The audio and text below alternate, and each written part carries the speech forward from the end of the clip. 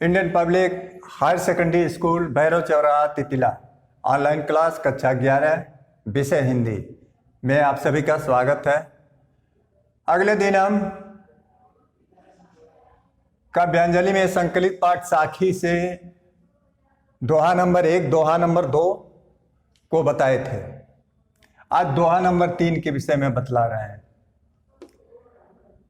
आप सभी को पहले ही बताए कि संदर्भ बार बार पूछता है, तो संदर्भ लिखने के लिए आप सभी को हमने बताया है, जैसे इस दोहे का संदर्भ लिखना है तो हम इसका संदर्भ लिखते हैं। जैसे संदर्भ तो प्रस्तुत दोहा हमारे पाठ्य पुस्तक काव्यांजलि में संकलित पाठ साखी से उद्धृत है या लिया गया है। इसके रचयिता संत कबीरदास जी हैं।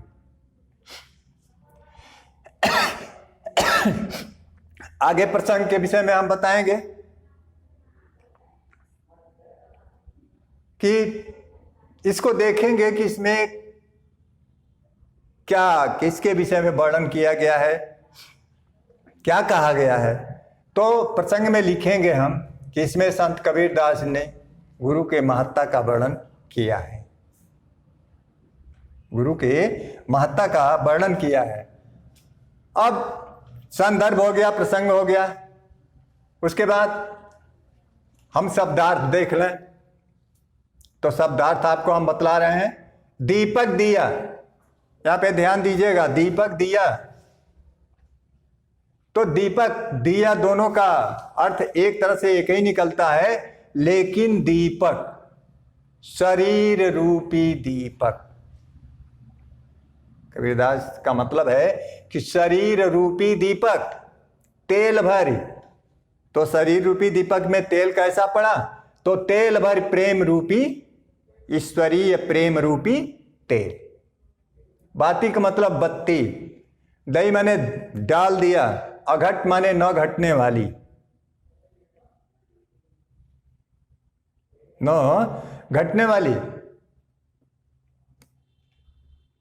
उसके बाद पूरा किया विसाउड़ा। विसाउड़ा माने होता है क्रय विक्रय, विसाउड़ा माने क्रय विक्रय होता है। बहुर माने दोबारा, न माने नहीं। आओ हट, आओ माने आना पड़ता है, हट माने बाजार। अब आइए हम इसकी व्याख्या करते हैं कि संत कबीरदास जी ने कहा है, या संत कबीरदास जी कहते हैं कि हमारे सच्चे गुरु ने, किसने? सच्चे गुरु ने शिष्य के शरीर रूपी दीपक में, शिष्य के शरीर रूपी दीपक में ईश्वरीय रूपी तेल भर दिया, और उस दीपक में बाती दई अढ़ट, तो ज्ञान रूपी अक्षय बत्ती को डाल दिया, ज्ञान रूपी अक्षय बत्ती को डाल दिया। 3 काम किया सच्चे गुरु ने कि शिष्य के शरीर रूपी दीपक में, दिए में ईश्वरीय प्रेम रूपी तेल भर दिया, और उस दीपक में ज्ञान रूपी अक्षय बत्ती डाल दिया। जब ऐसा दीपक जला तो जीव का सांसारिक वासना क्या हो गई? समाप्त हो गई। अर्थात मनुष्य के अंदर ज्ञान उत्पन्न हुआ, और ज्ञान उत्पन्न होने के कारण सांसारिक वासनाएं समाप्त हो गई। संसार का क्रय विक्रय करना समाप्त हो गया,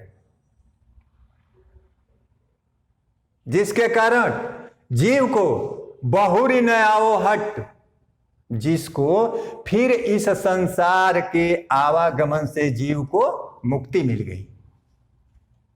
और इस जीव को फिर लौटकर इस संसार रूपी बाजार में नहीं आना पड़ता है। एक बार फिर ध्यान दीजिए कि सच्चे गुरु ने शिष्य के शरीर रूपी दीपक में ईश्वरीय प्रेम रूपी तेल भर दिया और उसमें ज्ञान रूपी अक्षय बत्ती डाल दी। जब ऐसा दीपक प्रकाशित हुआ तो उसके प्रकाश में जीव की सारी वासनाएं, सांसारिक वासनाएं समाप्त हो गई, अर्थात संसार से उसका लेना देना छूट गया। इस प्रकार से जीव को पुनः इस संसार के आवागमन से मुक्ति मिल गई। जीव को इस संसार में आने जाने से मुक्ति मिल गई। अब जीव को या मनुष्य को फिर लौटकर इस संसार रूपी बाजार में नहीं आना पड़ता। अब आगे देखिए, अब इसका काव्य सौंदर्य हम स्पष्ट कर देते हैं। तो भाषा देखिए, आपको बताया गया कि भाषा कैसी है, सदुक्कड़ी है। भाषा सदुक्कड़ी है। अलंकार रूपकात तिशयोक्ति है। अलंकार रूपक। और रस कैसा है, शांत रस, शांत रस है। गुण कैसा है, प्रसाद, गुण प्रसाद है। अब देखिए फिर शब्द शक्ति कैसी है, लक्षणा है। शब्द शक्ति लक्षणा है। और छंद कैसा है, दोहा छंद है।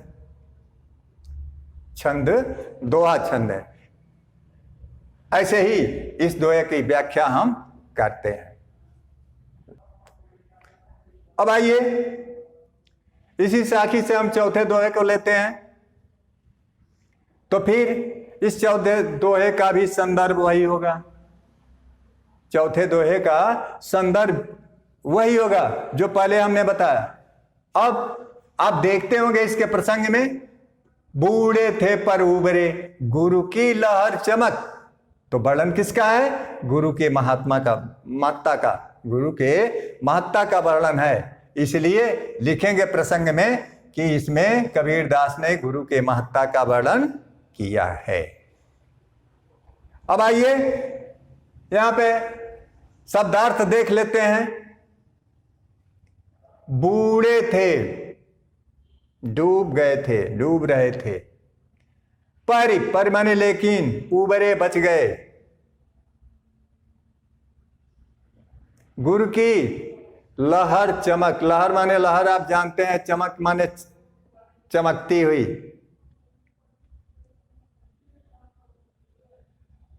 और आइए भेरा, भेरा माने नाव। भेरा माने क्या होता है, नाव। देखा माने देखा, जर्जरा माने जर्जर, कमजोर, टूटा फूटा। उतर पड़े, कूद पड़े। फरंक माने शीघ्रता से, फरंक माने शीघ्रता से। अब आइए इसकी व्याख्या हम कर देते हैं कि कबीरदास जी कहते हैं कि बूढ़े थे। कहां बूढ़े थे, कि मैं तो इस संसार रूपी सागर में डूब ही गया था। मैं इस संसार रूपी सागर में डूब गया था। पर लेकिन मेरे डूबते समय गुरु की लहर चमक, डूबते समय गुरु की ज्ञान रूपी लहर चमकने लगी। गुरु की ज्ञान रूपी लहर चमकने लगी। तो गुरु की ज्ञान रूपी लहर जब चमकी तो मैंने देखा, ज्ञान रूपी लहर के ज्योत में मैंने देखा कि भेरा देखा जर्जरा। क्या देखा, कि मैं जिस नाव पर सवार हूं वह नाव जर्जर है, कमजोर है, टूटा फूटा है। मैं जिस नाव पर सवार हूं वह नाव कैसा है, जर्जर है, टूटा फूटा है, कमजोर है। तो नाव को कमजोर देखकर मैं क्या किया कि उतर पड़े फरंग।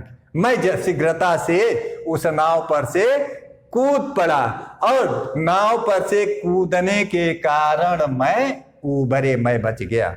अर्थात गुरु के ज्ञान के कारण मैंने देख लिया कि जिस सांसारिक में माया में मैं फंसा हुआ हूं, वह सांसारिक मुझको भवसागर में डूबने जा रहा है।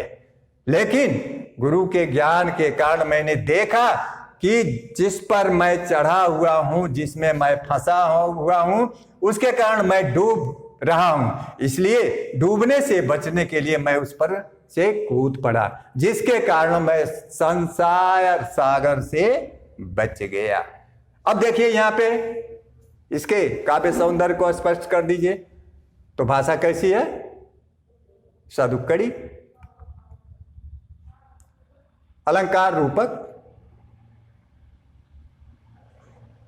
अलंकार रूपक, रस शांत है।